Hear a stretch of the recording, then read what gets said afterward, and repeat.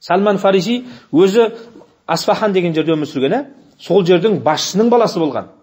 Бірақ Шам диярында Иса пайғамбардың діні бар. Ол жерде адамдар Аллаға табынады. Енді отқа табынып жүрген адам ғой, Зардүш дінінде. Отқа табынуды Салман радиаллаху анху қабылдай алмаған. Христиан діні жайында естігеннен кейін енді ол да самауи дін болып есептеледі, кейіннен жүгіріп кетті ғой енді. Сол дінге қатты қызығып, бүкіл дүниесін, әкесінің билігін тастап, Шам диярына кетеді ғой. Христиандармен танысып, бір попқа шәкірт болады. Бірақ өкінішке орай бірінші кездескен попы жақсы адам болмай шығады. Оның құйтырқы тірліктерін көреді, адамдардың бәрін анаған сөйтеміз, мынаған бүйтеміз деп ақшалардың бәрін жинап алып, соның бәрін өзіне алып қояды екен. Қасында жүрген шәкірті болғаннан кейін көреді. Ақырында ол адам өлгеннен кейін қатты жиіркеніп кетеді ғой.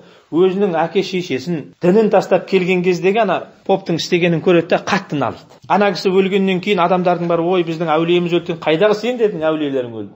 Бұл ешқандай да әулие емес, сендердің ақшаларының бәрін жинап қалтасына басқан адам, міне тыққан ақшасын көрсетеді, ана жинаған алтын күмістерін көргеннен кейін артынан ерушілері өліп қалса да ағашқа, ол өзі әдет болған екен ғой, неге ағашқа қағып тастау, таспен атып ағашқа қағып тастайды. Бірақ сол жерде тағы да бір жақсы адамды іздестіріп Салман Фариси, енді битке өкпелеп тоныңды отқа тастама дейді ғой. Бір жақсы бір адаммен танысып, ол енді анаған қарағанда жақсы боп екен, соның қасында шәкірт болып сол христиан дінін қабылдап жүреді Салман Фариси.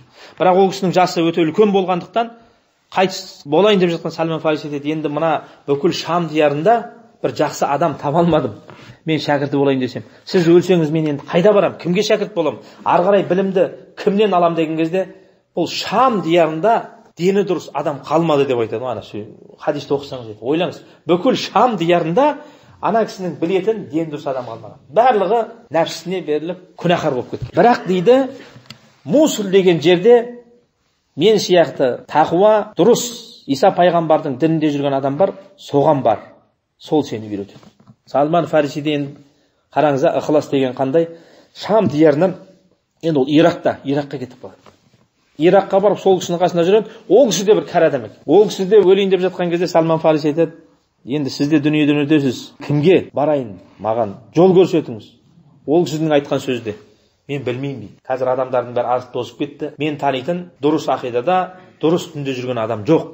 Бірақ мен естідім дейді, Амурия деген бір жер бар. Амурия деген қазір Түркия. Сол жерде бір адам бар дейді. Ирактан Түркияға барады ана кісі. Сол жерге барып, расында ана кісі айтқан сияқты жақсы адам екен, қасында жүреді, сабағын алады, үйреніп жүреді. Бірақ ол кісі де қайтыс болатын кезде Салман Фариси тағы да айтады, енді сіз де кетіп бара жатырсыз.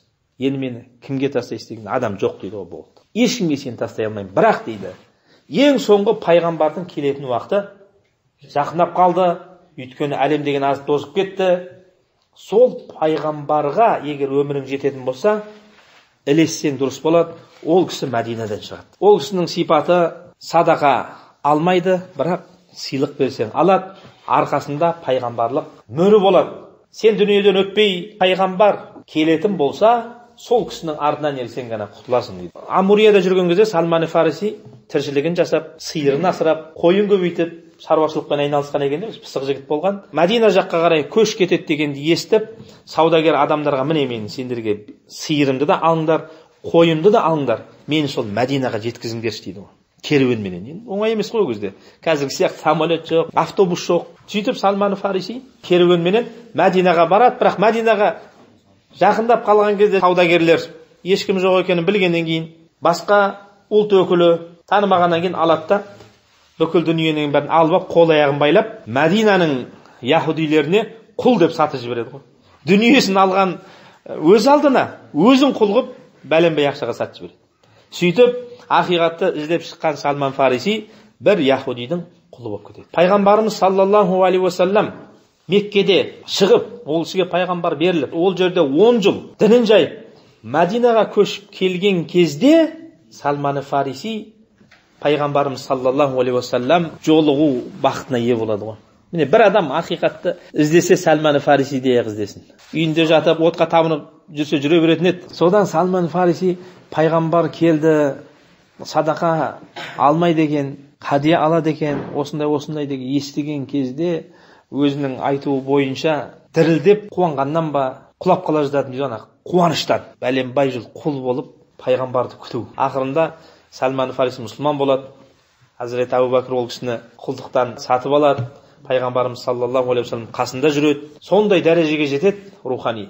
Пайғамбарымыз саллаллаху алейхи уассалам енді Салманға таласады ғой енді ол жерде. Ансарлар айтады, Салман бізден, ол ансар болып есептеледі. Мұхажирлер айтады, жоқ, ол бізден деген сияқты арасы тартысып білгенде пайғамбарым не деген? Салман ол бізден дейді. Ол менің туысқаным, менің әхл байттан дейді Салман. Салман минна дейді.